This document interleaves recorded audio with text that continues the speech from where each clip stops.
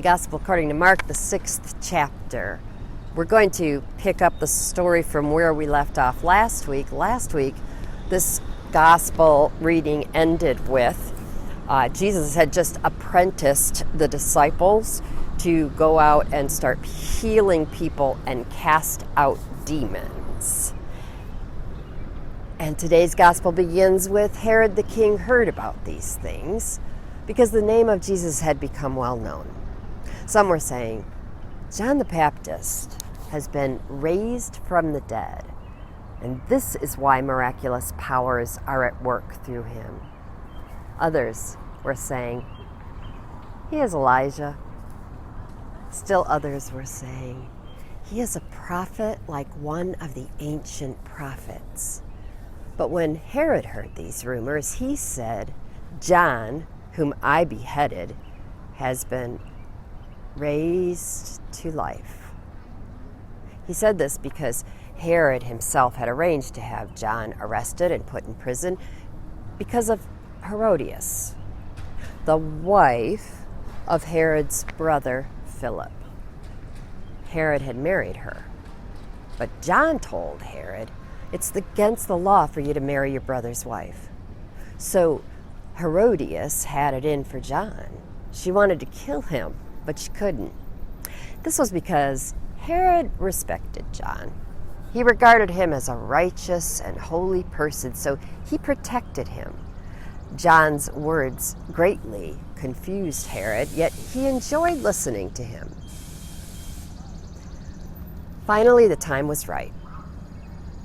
It was on one of Herod's birthdays when he had prepared a feast for his high-ranking officials and military offers and Galilee's leading residents. Herod's daughter, Herodias, came in and danced. Thrilling Herod and the dinner guests, the king said to the young girl, ask me whatever you wish, and I will give it to you. Then he swore to her, whatever you ask, I will give you, even as much as half my kingdom. She left the banquet hall and said to her mother, what should I ask for? John the Baptist's head, Herodias replied. Hurrying back to the ruler, she made her request. I want you to give me John the Baptist's head on a plate right this minute. Although the king was upset because of his solemn pledge and his guests, he didn't want to refuse her. So he ordered a guard to bring John's head. The guard went to the prison, cut off John's head, brought his head on a plate, and gave it to the young woman, and she gave it to her mother. When John's disciples heard what had happened, they came and took his dead body and laid it in a tomb. This is the gospel of the Lord. And this is a sermon entitled Greed, Grievances, Grudges, and Grace. The sculpture that I am standing in front of is by Spanish artist Jaume Plensa. It's entitled Behind the Walls. It was gifted to this university by longtime donors Jay Ira and Nikki Harris. It depicts the head of a teenage girl with disembodied hands placed over her eyes. According to the museum's website, the work provokes the viewer to reflect on the nature of exclusion and concealment. I have been staring at it for several minutes while we set up tonight, and I find that the longer you stare at it, especially at this time of day, early evening with the sun going down, the more you see the little impressions, the indentations that mark the knuckles and the fingernails, all of it. It's worth seeing in person if you're in downtown Ann Arbor. But about today's sermon. Greed, grievances, grudges, and grace. have you ever had someone say to you, either online, maybe Twitter, or in person, or in a text, that all the wars ever fought were due to religion? People who were so anti-religious, you wonder what the extent of the faithful did wrong. So I want to go through a list of examples of Christians getting violent in Jesus' name when Jesus didn't ask them to do this. Let's start with the Crusades, known for this epic quote, "Kill them all, and God will know his own." The Peasants' War, which happened during the Reformation, was a giant, hot mess that really irritated Martin Luther and some of his friends. The wars following the Reformation that centered around, how dare you be Roman Catholic? How dare you be Protestant? Fun fact, you could be anything, but mostly people's decisions about what they would do went along with the rulers of the day or the moment, because otherwise they might be persecuted for choosing wrongly. How about the Spanish Inquisition? How about in this country, the witch trials? How about slavery? Slavery was very much justified by Christians.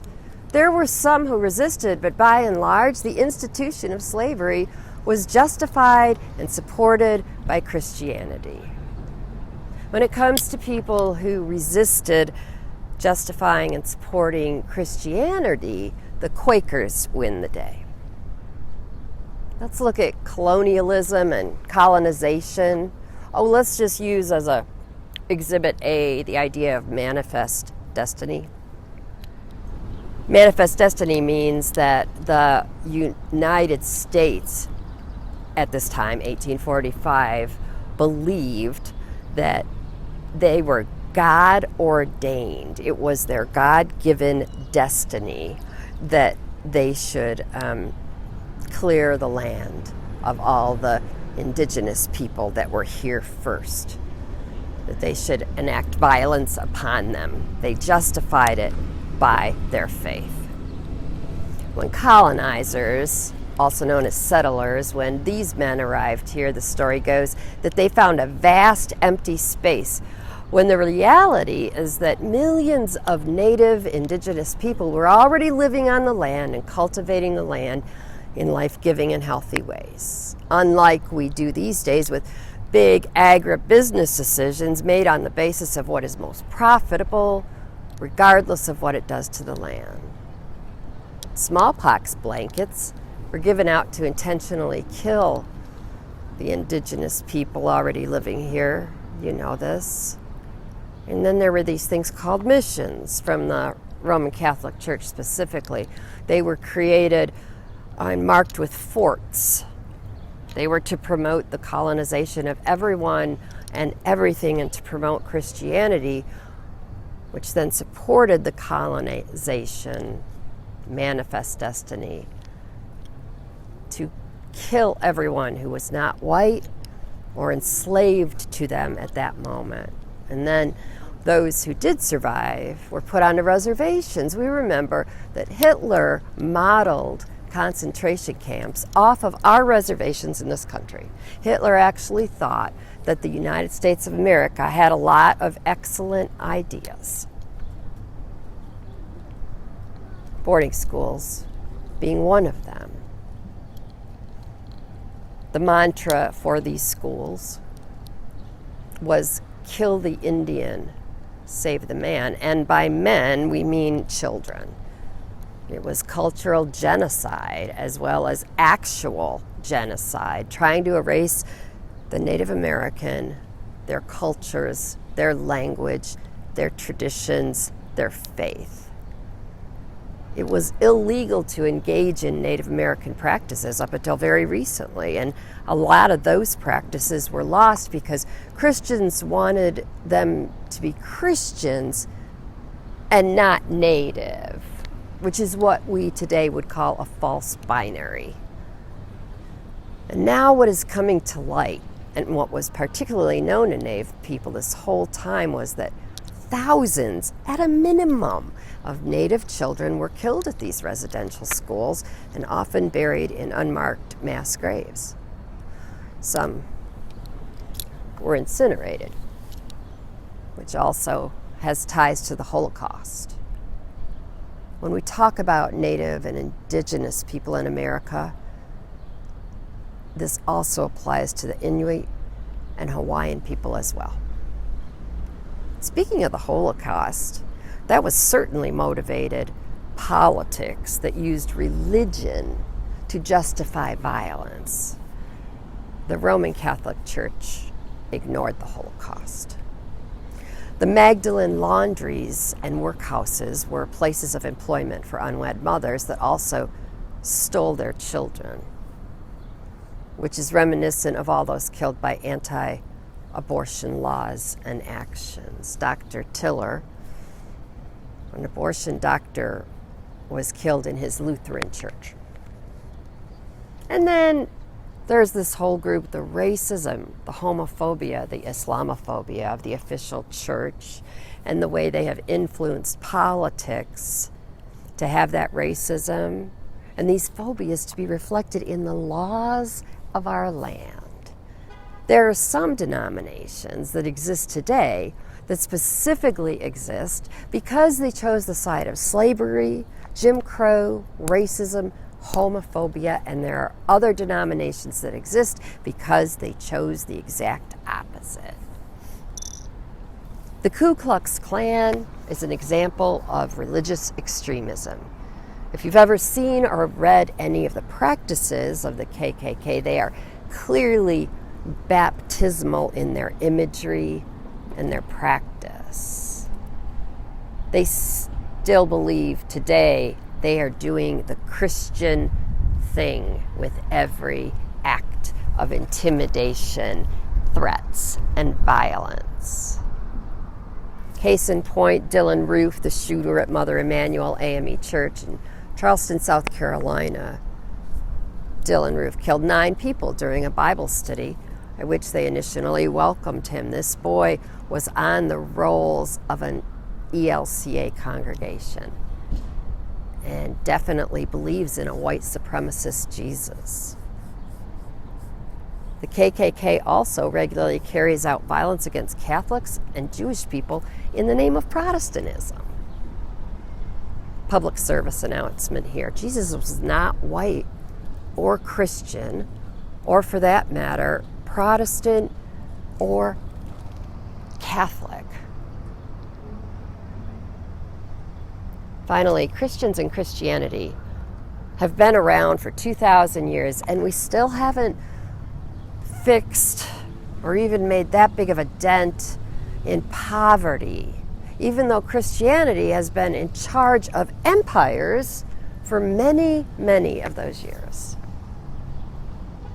When it comes to the question of politics and religion, one of the greatest disservices we have done culturally is to say politics and religion shouldn't be discussed.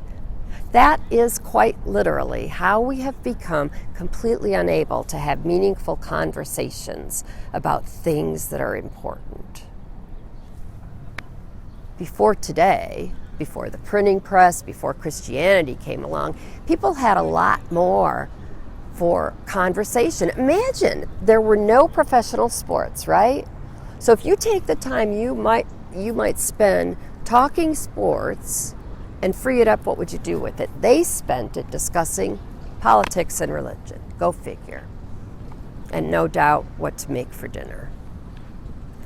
The place where there is the most propensity for religion to become harmful is when politics chooses to adopt religion. In Christianity, before the Emperor Constantine, Christianity was actually a persecuted religion. Exhibit A there would be the letters of Paul from prison.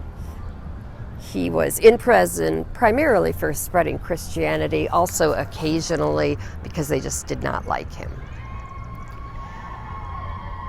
And then, of course, there's the fate of John the Baptist referenced in today's gospel.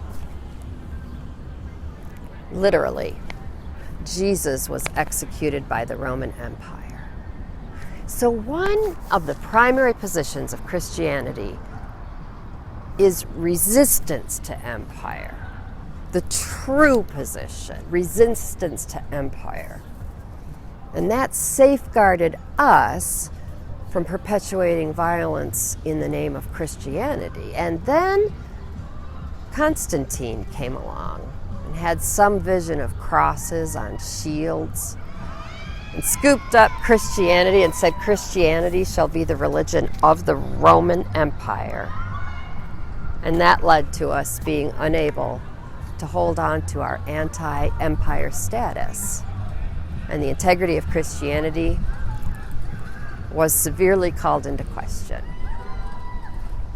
From then on, Christianity has been deeply intertwined with empires. The Roman Empire, colonizers in Europe and this land, we have advised the kings and presidents and helped them justify violence against particular people, specifically those mentioned above. And it's important to remember and say it plainly. The heart and soul of Christianity is not a violent religion. It is not a religion that sides with empire. But the way it has been twisted makes it that. You can see it in our politics in this country and today, especially when you look at the 2016 election and how racism and queer phobia fueled the Republican campaign, particularly with conservative evangelicals and religious extremists. But you can also see it with the Roman Catholic Church trying to keep President Biden from receiving communion. It's worth noting that the heart of Islam is also a nonviolent religion whose center is people helping people. But that doesn't mean that some of its followers are not going to do the things that are horrifying, because that's what people are like. Humans got a human. We could say the same thing about Buddhism and even Judaism. Every great religion has some aspect that has been twisted to justify violence, but that is not the heart of any of these religions. So what happens is folks who are particularly antagonistic towards religion or Christianity will say people get in wars over religion. A more accurate statement, and you may want to remember this, a more accurate statement would be that people get in wars over politics, over land, over money, and they use religion to justify it, which they are able to do because religions like Christianity have allied themselves with the empire for a long, long time. It's not that Christianity is guilt-free, but it's not inherent to Christianity. It is inherent to greed and capitalism, colonialism, and racism. And religion becomes an easy excuse for perpetuating the violence. And so that was intended to be a quick rundown of the complex relationship between religion, violence, in particular Christianity. Took way longer than I expected it to. But it's important because it's the first G in the title of the sermon. It's about greed. It's about the history points directly to people who were greedy for more land, for more power, for more privilege, all the way through. And violence was the way they got it, and religion, specifically Christianity, was the way they justified the violence. That is, when we think of greed, Sometimes we think of it as just a handful of people in a personal situation. It's so big. It's that kind of greed. And then you look at grievances. How many grievances do you think we could find between the church and kings and queens and the everyday people, the peasants? How many grievances could we find? Some of them justified, but nobody listened to the people whose grievances were justified because they didn't have enough power. And then you think about grudges. Grudges are like, if a grievance is a starting point, a grudge is just how long can you hold your breath underwater. A grudge is something that initially you almost take pride in carrying, and then eventually you realize you have a backache all the time and you forgot that you were still carrying it. Got a whole hymn in the hymnal about it. Got to lay down our burdens down by the riverside. So that's the grudge part. And then we get to grace. Where is the grace in a gospel reading as bleak as today's, where we hear the whole sordid story of Herod and this probably 11-year-old girl that danced to please him, and how she was used by her mother, Herod's wife, who used to be married to Herod's brother. You remember? How do you make peace with a story like that? And then you come to present day and you start thinking about yourself. How do we make peace with our grudges and our grievances? How long do we want to carry them? Today I was blessed to have lunch with an old friend of mine, a colleague. We had been friends for about 27 years. Ours is a friendship that I know the names of all his children, all their spouses, and all his grandchildren. And it's been a pleasure to watch him grow up on social media. But he and I had a falling out 5 years ago that was horrific, traumatic, complex, confusing. And in the last 5 years, he would send me an email. I would send him a terse reply. He would send me a card. I would write him a letter trying to explain my point of view. He would let me know that he was having major surgery. I prayed for him. And then finally this week he called and said he was going to be in town. Could he buy me lunch? And we went. And it was so much more of a reconciliation than I ever dared to believe was possible with humans who human.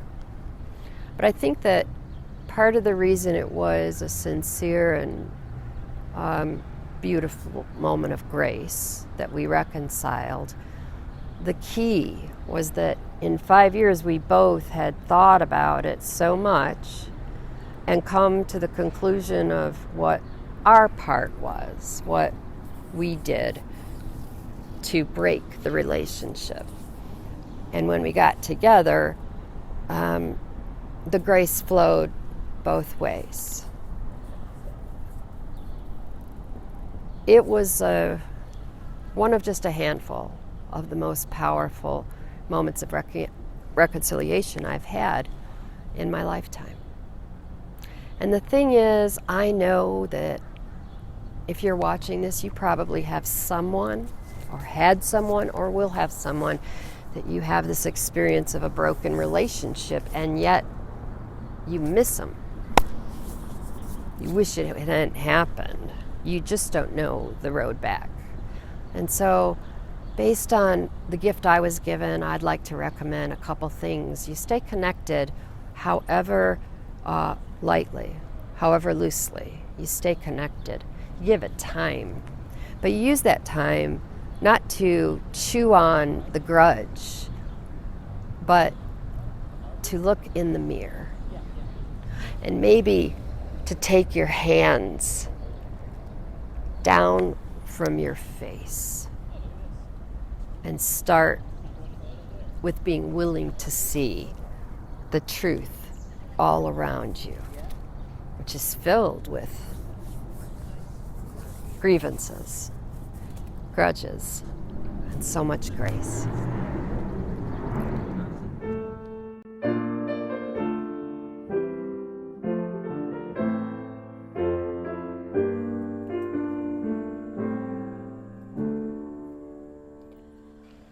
Forgive our sins as we forgive. You taught us, Lord, to pray.